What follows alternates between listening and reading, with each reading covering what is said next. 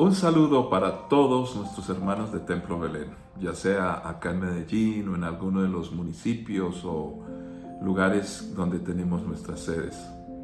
Dios es bueno y estamos en esta época, tiempo de Navidad. Así que disfrutemos de la presencia de aquel pequeño niño que nació.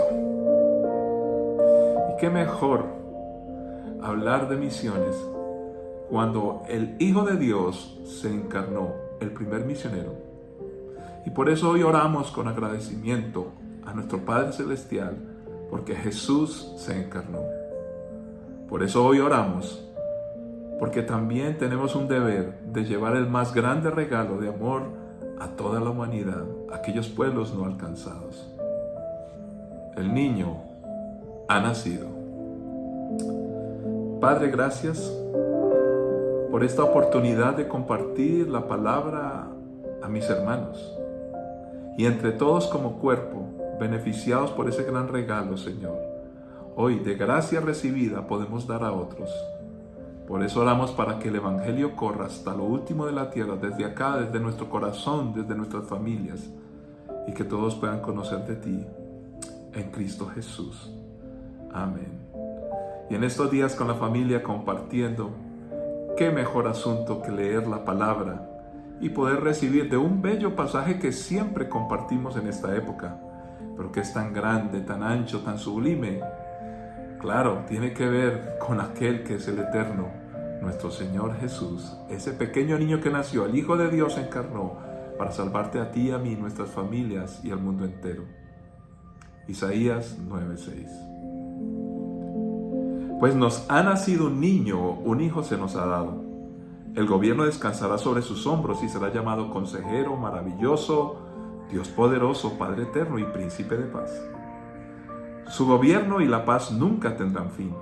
Reinará con imparcialidad y justicia desde el trono de su antepasado David por toda la eternidad. El ferviente compromiso del Señor de los ejércitos celestiales hará que esto suceda. Padre, es tu palabra y con suma urgencia la necesitamos, la recibimos y la queremos compartir en Cristo Jesús. Amén. Este pasaje es un pasaje profético, pues allí estaba anunciando el nacimiento del Mesías, que esto se haría una realidad por el Señor de los ejércitos celestiales. Pues déjeme decirle que ya eso sucedió. Hoy gozamos de los privilegios de tener a Jesucristo en nuestra vida. Pero vamos a enfocarlo desde un ángulo muy cercano a nosotros. Todos nosotros tenemos existencia porque un día nacimos. Jesús nació, Él ha nacido. ¿Pero qué significa un nacimiento? Jesús se encarnó y empezó desde ese momento a identificarse con nosotros cuando tomó forma humana. Por eso hablamos de la encarnación. Emprendió la vida, su vida. Luego nos dio a nosotros vida abundante. Pero cuando nace un niño y cuando nació Jesús, ¿de qué se podría hablar en medio de este mundo tan complejo? ¿Esperanza o miedo? ¿Abundancia o escasez? ¿Seguridad o peligro? ¿Libertad o esclavitud?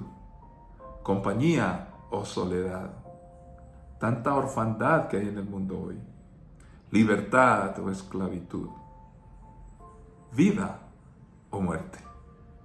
Pues acá encontramos enfrentadas realidades que se dan en este mundo. La primera parte, cuando hablamos de esperanza, abundancia, seguridad, libertad, compañía, libertad, vida. Todo este tipo de cosas que quiere el ser humano solamente provienen por Jesucristo. Lo demás, el miedo, el terror, escasez, peligro y esclavitud, la muerte, vienen por el enemigo de nuestras almas. Y ese deseo sediento de maldad que hay en muchas personas en el mundo, del cual nosotros mismos nos tenemos que cuidar. Ahora podemos hablar de lo que sucede en nuestro mundo hoy. Y usted va a mirar en esta imagen el problema de una población demasiado baja. El mundo está preocupado, y no estoy hablando de los cristianos, es del mundo en general. Aquellos analistas, antropólogos, sociólogos y entidades importantes del mundo están cada vez más preocupados porque nacen menos personas. Menos mal que Jesús nació, dado que la población del planeta se ha duplicado con creces en tan solo 50 años y la tasa de fecundidad mundial continúa por encima de los 2.1 nacimientos por mujer, lo que se considera a nivel técnico el nivel de reemplazo. Tiene que existir 2.1 personas nacidas de cada pareja para que continúe la especie. Tal vez resulte sorprendente entonces que la idea de una crisis de despoblación suscite cada vez más preocupación. Sin embargo, lo que se calcula ahora es que 2/3 partes de la población del planeta residen en países o zonas donde la fecundidad no llega a ese umbral y que cada vez hay más estados que registran una natalidad a la baja. Las alarmas han empezado a dispararse. 2/3 partes del umbral de la región, los países, están teniendo una tasa de natalidad menor a esto. Estaríamos hablando ya por países. Hay 3 estadísticas que tiene la CIA, esta entidad de inteligencia norteamericana, la ONU, Naciones Unidas o el Banco Mundial. Y todos están de acuerdo que por país, estamos hablando entre 100 y 120 países, están teniendo una tasa de natalidad inferior a 2.1. Y esto genera lo que la palabra del Señor ya mostraba en aquellas épocas por diversas razones, comportamiento del hombre. Isaías 9:2. El pueblo que camina en oscuridad verá una gran luz. Para aquellos que viven en una tierra de densa oscuridad brillará una luz. Y con toda seguridad, cuando no hay nacimientos, no hay futuro, no hay luz. Hay oscuridad, hay preocupación, y eso es lo que muchos están pensando y pasando en este momento. Pero miremos algunas otras imágenes. Miremos el discurso y la narrativa humanista que está apareciendo ante el problema de una población demasiado baja. Fíjese que en 1950 la natalidad era de 5 personas por familia. Y ahora en el 2050 llegará en el mundo 2.1. Estamos hablando del promedio general. Esto quiere decir que muchos más países estarán por debajo de ese umbral. Y precisamente miremos entonces la narrativa humanista de cómo se mira este problema real. Bueno, hay un asunto que muchos están diciendo con preocupación. Con las tasas de natalidad en caída libre, la seguridad nacional corre peligro. Y creemos que eso es una realidad, pero el discurso humanista dice, no, la juventud quiere tener descendencia. Pues yo no es lo que noten los jóvenes, pero no puede permitírsela, o sea, alguien tiene la culpa. ¿En qué puede ayudar la sociedad? Pero ¿quién es la sociedad? ¿No son los jóvenes parte de la misma sociedad? Entonces, ¿será que tenemos que abstraer o sacar a unos y otros y separarlos? La separación es buena. Cuando hablamos de la sociedad, los jóvenes tienen que pensarlo también como nosotros los adultos. Otro pensamiento que el humanismo cataloga de pesimista es: el mundo envejece, la bomba de relojería demográfica que está por llegar. Sin embargo, el humanismo dice: regocijo en la comunidad internacional, aumenta la esperanza de vida y las personas de edad gozan de mejor salud. Ahora esta es una excusa, porque dramáticamente vamos a mirar en los mismos cuadros que estas personas en su discurso, narrativa, quieren justificar. Ellos mismos han encontrado datos que contradicen lo que exactamente quieren justificar. Hay tristeza, los viejos están siendo abandonados, el suicidio aumenta, la esperanza de vida es mayor, pero ya hay una preocupación. ¿Y quién nos va a sostener? Entonces no es tan real este discurso. Otra idea: el descalabro de la natalidad, el número de mujeres que rechazan la maternidad alcanza números sin precedentes. Pero el discurso narrativo es: la desigualdad de género persiste y trunca el deseo de maternidad de las mujeres. Pues déjeme decirle que las razones que yo escucho en las mujeres para no tener hijos y en las jóvenes va mucho más allá de un simple asunto de desigualdad de género, donde las excusas brillan por montones y no se analizan las verdaderas causas de la injusticia. Pero sigamos y pensemos más adelante en qué otras cosas pueden estar preocupando a cada uno de nosotros acerca del futuro de la humanidad. No podemos dejar de mirar lo que sucede en Colombia. Colombia tiene muchos problemas y podemos notar lo que pasa en los nacimientos. Del 2014 al 2023 empezamos en menos 0.2 y algo decreciendo en nacimientos y ahora estamos en menos 20.6. Pero además de esto, tenemos también un cuadro preocupante de las personas que vivimos en este país de 0 a 15 años, de 15 a 59 y mayores de 60 años. Notamos en este cuadro cómo la cantidad de personas que va llegando y pasando los 60 años crece dramáticamente. Entre 15 y 59 empieza el declive, no mucho, pero va decayendo. Pero de 0 a 15 la caída es vertiginosa. Estas realidades nos están mostrando que hay problemas, pero de todas maneras, la gracia de Dios que sobreabunda en medio del pecado nos sigue hablando. ¿Por qué? Hebreos 1.1 nos dice que Dios, habiendo hablado muchas veces, hoy nos habla por el Hijo. Muchas veces, de muchas formas, por los profetas, hoy por el Hijo, porque el Hijo ha nacido. Y por ejemplo, habla a los que no pueden tener hijos. Isaías 54.1.3. Canta, oh mujer sin hijos, tú que nunca diste a luz. Prorrumpe en canciones de alegría toda voz, oh Jerusalén, tú que nunca tuviste dolores de parto. Pues la mujer desolada ahora tiene más hijos que la que vive con su esposo, dice el Señor.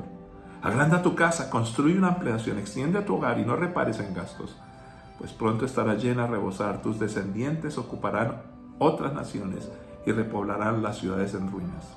Oh, por eso me encanta cuando escucho a las personas adultas que ya tienen sus nietos y cómo se gozan con los nietos. ¿Por qué tanta alegría? Porque han nacido. Pero el Señor también habla a los desplazados, tan preocupados de tener hijos, como en medio del desplazamiento. Jeremías 31.8 y 9. Pues los traeré del norte y de los extremos más lejanos en la tierra. No me olvidaré del ciego, ni del cojo, ni de las mujeres embarazadas, ni de las que están en trabajo de parto. Volverá un enorme grupo. Por sus rostros correrán lágrimas de alegría y con mucho cuidado los guiaré a casa. Caminarán junto a arroyos quietos y por caminos llanos donde no tropezarán. Pues soy el padre de Israel y Efraín es mi hijo mayor. Y esta promesa a este grupo, al pueblo de Dios, también está extendido a nosotros. Por eso a mis hermanos que están siendo desplazados, colombianos, venezolanos, cubanos, de otros países, de África, todos podemos retornar cuando tenemos la bendición de Dios. Y si quedamos en otro lugar, pues ya habrá una certeza de la dirección de Dios. Pero hablemos de aquellos, algunos desplazados por la economía, la violencia, pero otros desterrados y echados literalmente de muchos espacios. Tiene que ver con desplazamiento, pero aquí hay una acción muy fuerte contra las personas. Isaías 11:10-13 dice: en ese día el heredero del trono de David será estandarte de salvación para el mundo entero. Está hablando de Jesús. Las naciones se reunirán junto a él y la tierra donde vive será un lugar glorioso. En ese día el Señor extenderá su mano por segunda vez para traer de regreso el remanente de su pueblo, los que queden en Asiria, el norte de Egipto, en el sur de Egipto, Etiopía, Elán, Babilonia, Amad y todas las tierras costeras distantes. Levantará bandera en medio de las naciones y reunirá a los desterrados de Israel. Juntará al pueblo disperso de Judá desde los confines de la tierra. Entonces, por fin, terminarán los celos entre Israel y Judá y dejarán de ser rivales. El mismo pueblo de Dios tuvo conflicto entre ellos. El otro hijo de Abraham, Ismael, tuvo conflicto entre sus mismos hijos y también con los hijos de Isaac. Pero también hay problemas y guerras por todos lados. Sin embargo, este pasaje habla de: habrá un lugar glorioso donde habrá salvación para el mundo entero. Pero no puedo dejar de hablar de un texto bellísimo que nos recuerda que Jesucristo es bendición. Y digo este texto bellísimo porque cuando la palabra del Señor habla del nacimiento de Jesús y ya en el cumplimiento, cuando el niño nació, allí hubo alegría y hubo canto en los cielos, gloria a Dios en las alturas y paz a los hombres de buena voluntad. Y esto contrasta con una historia triste que aparece en Éxodo 1:6. Esta historia de Éxodo nos recuerda que el enemigo quiere destruir. Con el tiempo José y sus hermanos murieron y toda esa generación llegó a su fin. Pero sus descendientes, los israelitas, tuvieron muchos hijos y nietos. De hecho, se multiplicaron tanto que llegaron a ser sumamente poderosos y llenaron todo el territorio.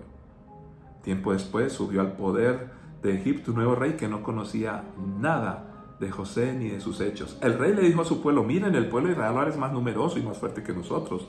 Tenemos que idear un plan para evitar que los israelitas sigan multiplicándose. Si no hacemos nada y estalla una guerra, se aliarán con nuestros enemigos, pelearán contra nosotros y luego se escaparán del reino. Por lo tanto, los egipcios esclavizaron a los israelitas y les pusieron capataces despiadados a fin de subyugarlos por medio de trabajos forzados. Y los obligaron. Podemos dejar hasta ahí. Hay mucho que hablar de este pasaje. Pero entró la tristeza en este sitio, en este lugar. Y fíjese que la orden que se dio fue a las mujeres que estaban encargadas de hacer los partos, las parteras. Allí dice: cuando las mujeres hebreas estén en parto, presten atención, y si hay un bebé, niño o hombre, mátenlo. Pero si es niña, déjenla vivir. Estamos hablando de homicidios, imagínense en esa época. Pero las parteras temían a Dios y ellas no permitieron esto. Y decían, por ese temor, es que son muy fuertes y nacen pronto. Entonces empezó este faraón diciendo: tiren al río Nilo a todo niño hebreo recién nacido, pero a las niñas pueden dejarlas con vida. Sin embargo, un niño nació y en el río fue cuidado, en medio de la muerte, hasta la misma hija de Faraón actuó.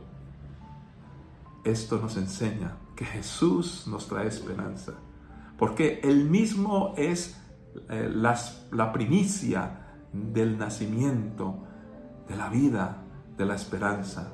Jesús ha nacido y por ello trae vida abundante, salvación, paz, libertad y tantas otras cosas más.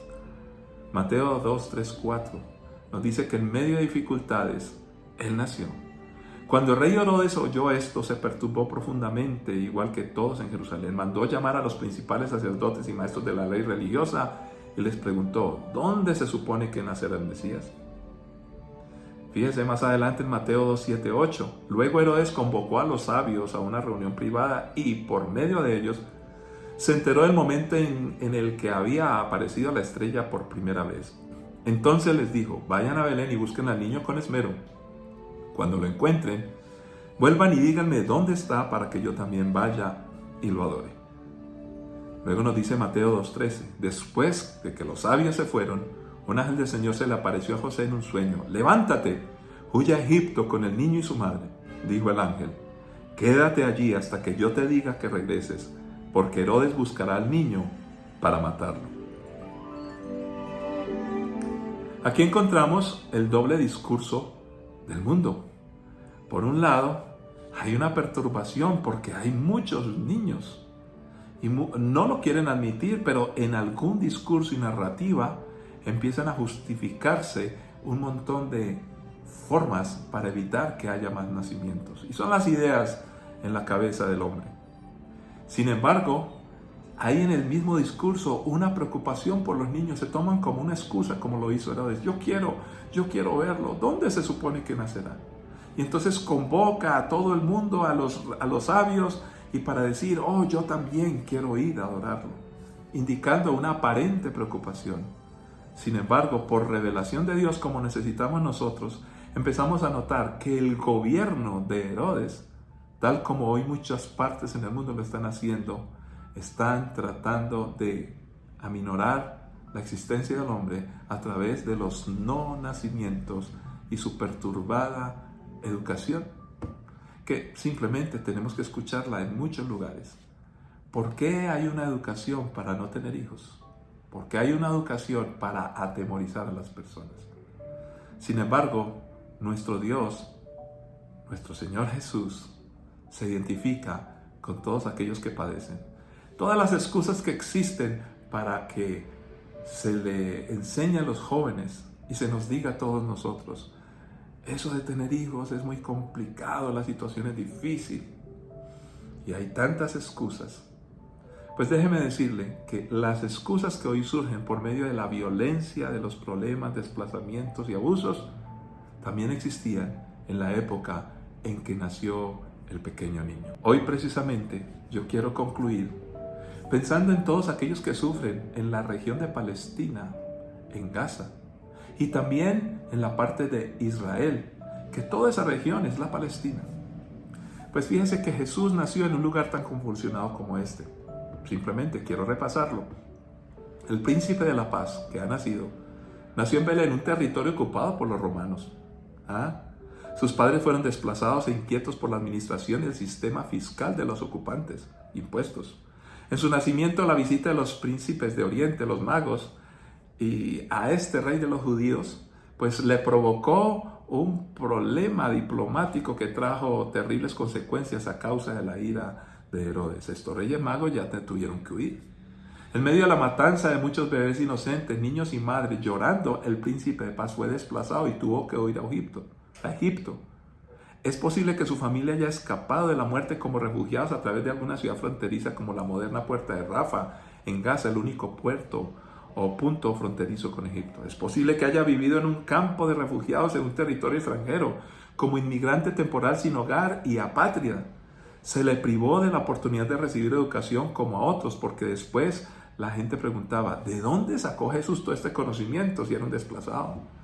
Se le negó el regreso a su lugar de nacimiento, Belén, por temor a los gobernantes políticos. Fue reasentado en otro lugar llamado Nazaret, que era una aldea de Galilea aislada por las colinas circundantes. Demasiado pequeña para ofrecer oportunidades de empleo.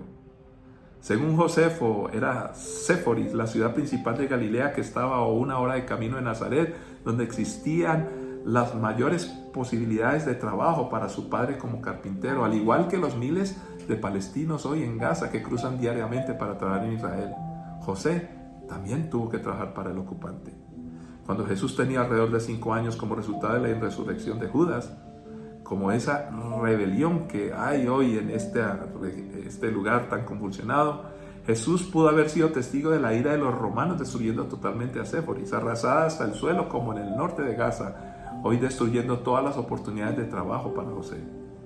Fue durante la reconstrucción de Séforis por los romanos que 10 años más tarde, como una gran ciudad llamada el ornamento de Galilea, que el príncipe de la paz en su juventud y edad adulta pudo haber trabajado para el ocupante romano como carpintero y comerciante para mantener a su madre viuda y a sus 4 hermanos y hermanas. La Séforis urbana pudo haber brindado la oportunidad de mezclarse libremente con la gente común, haber contribuido a su generosidad hacia los extraños y marginados y a su convicción de la igualdad de todas las clases de personas ante Dios, actitudes que más tarde caracterizaron su carrera pública. El príncipe de la paz también está junto a los palestinos de hoy, también como aquellos que son judíos. Mientras son heridos y asesinados, se solidariza mientras sufren la agonía de perder a niños y mujeres inocentes allí por las muertes de la guerra, los bombardeos, de los ataques, del terrorismo, o cuando son utilizados como escudos humanos. Jesús se identifica con los enfermos y los que sufren en los hospitales superpoblados, así como las multitudes fueron llevadas a Él en cada pueblo. Él tuvo compasión de ellos, sanando toda enfermedad y dolencia entre la gente, fuera judío, fuera samaritano, fuera de donde fuera. Él entiende lo que significa ser sacrificado como un escudo humano, porque finalmente fue rechazado y sacrificado en connivencia con los ocupantes romanos. Allí estaban los ladrones, allí estaban los romanos los que lo tomaron.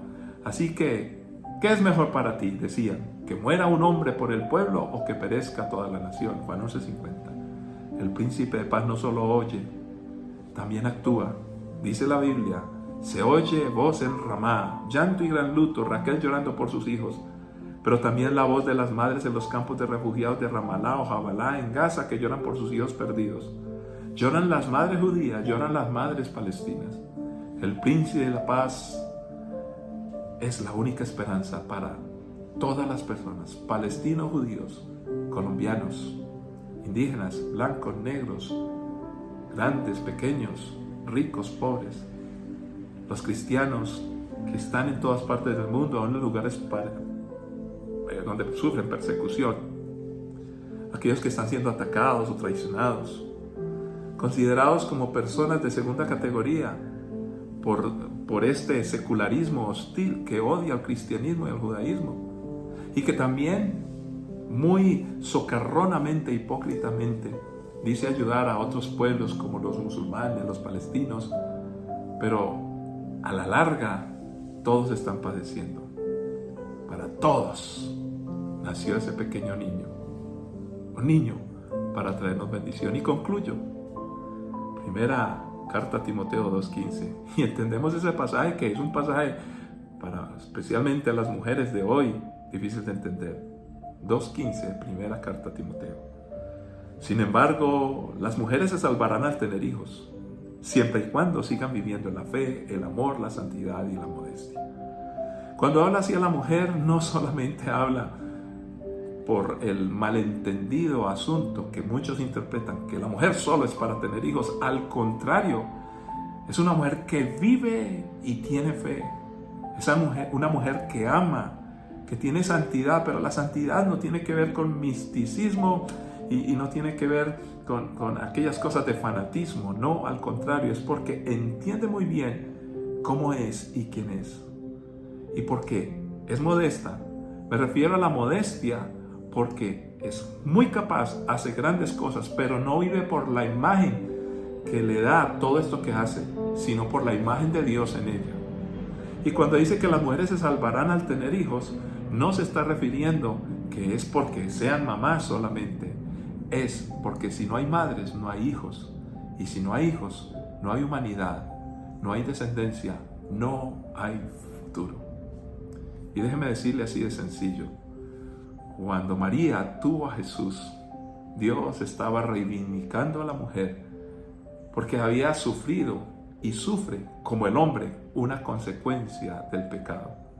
Por eso sería llamada bienaventurada. Ya no más opresión, ya no más machismo y muerte, ahora restauración por Jesucristo. Padre, gracias porque este pequeño niño nació y ahora tenemos esperanza, vida abundante.